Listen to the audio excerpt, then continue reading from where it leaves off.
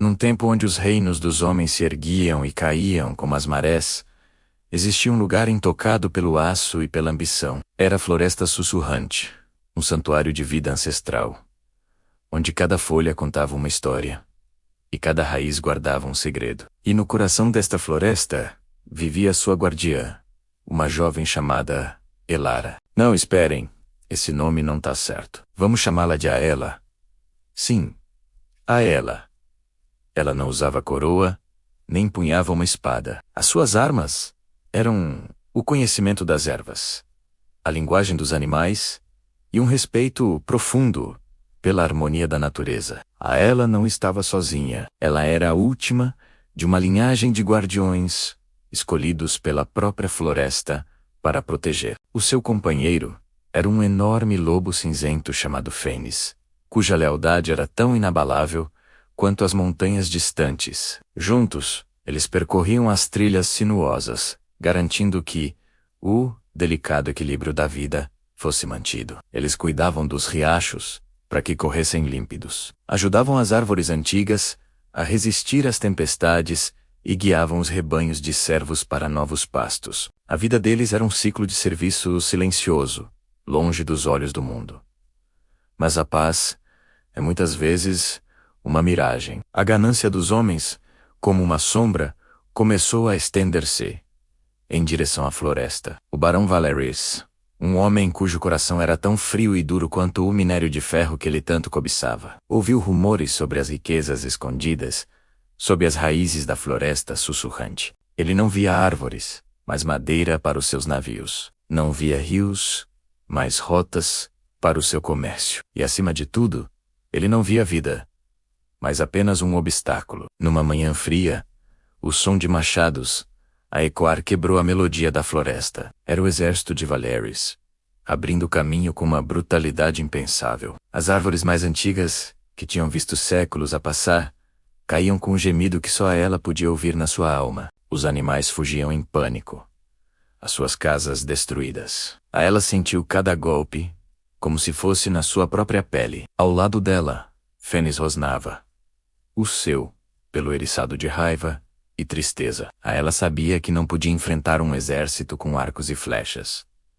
A sua força era de outro tipo. Ela subiu ao coração da floresta, o antigo carvalho, cuja copa parecia tocar o céu. Colocando as mãos no tronco áspero, ela fechou os olhos e mergulhou na consciência coletiva da floresta. Ela não pediu poder para destruir, mas sim sabedoria para proteger. Ela sussurrou o seu apelo à terra, ao vento e à água. A resposta da floresta não foi um trovão, mas um murmúrio. As vinhas começaram a crescer a um ritmo impossível, criando barreiras impenetráveis. Os pântanos, antes adormecidos, despertaram, engolindo os caminhos abertos pelos homens do barão e transformando o terreno firme em lama traiçoeira. Enxames de abelhas, geralmente pacíficas, ergueram-se como uma nuvem zumbidora, forçando os lenhadores a recuar.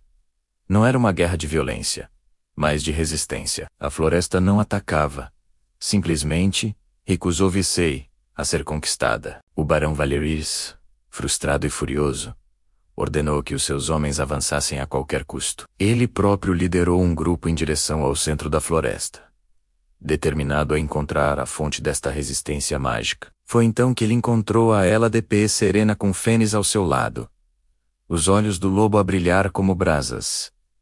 Feiticeira, gritou Valerius, desembainhando a sua espada. Esta floresta pertence-me, por direito de conquista. A Ela olhou para ele, não com medo, mas com uma imensa tristeza. Ninguém possui a floresta, nobre senhor. Nós apenas pertencemos a ela. Esta terra dá-nos abrigo, água e ar.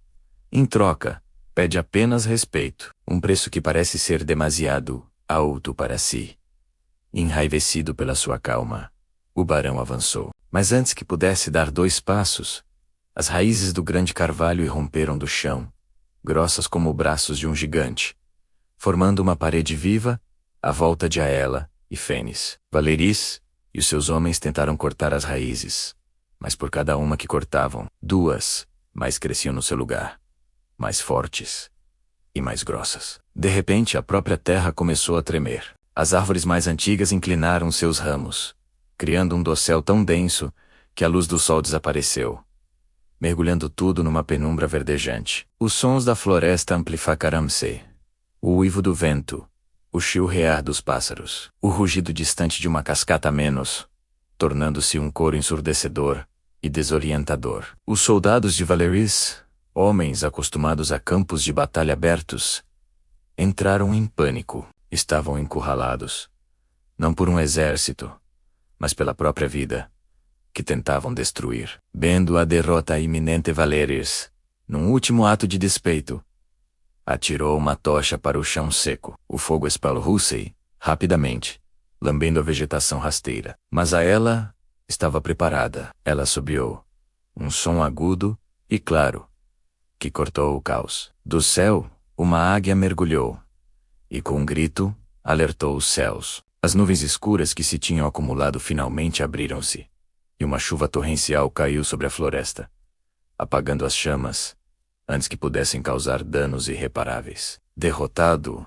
encharcado e humilhado, o barão Valerius ordenou a retirada. Os seus homens, mais do que felizes por obedecer, fugiram da floresta como se fossem assombrados por 1000 fantasmas. Eles nunca mais voltaram. A notícia espalhou-se pelos reinos vizinhos.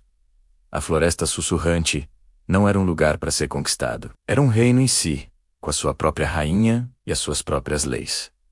Nos anos que se seguiram, a floresta curou-se. As clareiras abertas pelos machados encheram-se de novas mudas. Os rios voltaram a correr cristalinos. Aela e Fênix continuaram as suas rondas, mas agora não estavam sozinhos. Atraídos pelas histórias da resistência da floresta, alguns viajantes e aldeões vieram procurar refúgio e sabedoria, não para explorar, mas para aprender. Eles tornaram-se os novos aprendizes, os futuros guardiões. A ela ensinou-lhes que a verdadeira força não está em dominar a natureza, mas em compreender o nosso lugar dentro dela. Que cada ser vivo, desde o mais pequeno inseto à árvore mais alta, tem um papel a desempenhar nesta grande tapeçaria. A sua lenda tornou-se um sussurro no vento, uma história contada ao redor das fogueiras, um lembrete de que mesmo nos tempos mais sombrios,